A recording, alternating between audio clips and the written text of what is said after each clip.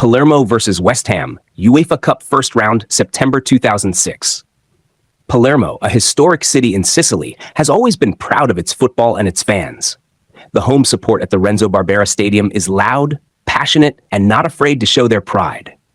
Groups like the Curva Nord and Ultras Palermo create an intense atmosphere with chanting, flags, and smoke. But there's another side too. More hardcore groups like the Warriors Ultras and Brigate Rosanero, who are known for taking things far beyond singing and waving banners. In September 2006, West Ham United made the trip to Sicily for a UEFA Cup first-round tie. Along with the team came some very familiar names in football culture. The ICF, intercity firm, West Ham's notorious hooligan crew. Most of them were now older, family men in their 40s and 50s, but this European game brought them together again. What could possibly go wrong? Colin, a longtime member of the ICF, gave his version of events. It was 2006, and West Ham had drawn Palermo in Europe. A lot of us from the old days, now with kids and jobs, got together for one last reunion. Italian ultras had always respected English firms, and now they had the chance to go head-to-head with the ICF. People have asked me if it was the worst trouble I'd ever seen. Well, that depends. If you were looking for a fight, then for some it was like Christmas had come early. But for normal fans, it was terrifying. Some said it was the most serious violence they'd seen in all their years with the firm. It definitely wasn't for people who scare easy. Colin went on to describe how they hired a private plane, with 189 West Ham fans flying out. Out of that group, 159 were arrested and 22 taken to court.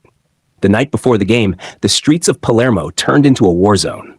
There were running fights, broken glass, sirens, and chaos. Cass Pennant, another well-known figure, had actually gone to meet one of the Palermo Ultra leaders that night for a book he was working on. He was picked up near the Teatro Massimo and driven to a secret bar deep in the city. It was tense. Some Palermo lads were already in hospital from the night before, and Cass didn't know what kind of welcome he'd get. The top Ultra had two tough guys with him, Cass said. But you know what their first question was?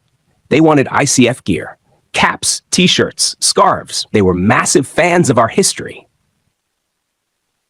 Back in the center of Palermo, the West Ham crew started drinking early. According to one account, by 10:30 a.m., they were already knocking back big bottles of Del B lager and enjoying the buzz. But it didn't take long before stories of the previous night's violence started to reach them. Apparently, around 400 locals had attacked a group of about 40 West Ham fans drinking in a square the night before. It wasn't just ultras. Locals and even off-duty police joined in. Bottles, bricks, and even chunks of concrete were thrown from balconies. And while all this was going on, the police did nothing for over an hour, until they finally turned up and arrested the West Ham lads.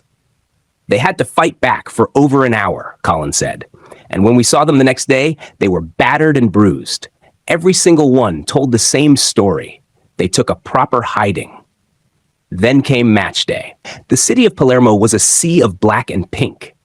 Drums echoed through the streets, and the whole place felt like it was about to erupt. Then the West Ham lot appeared, singing, chanting, confident as ever, dressed in claret and blue.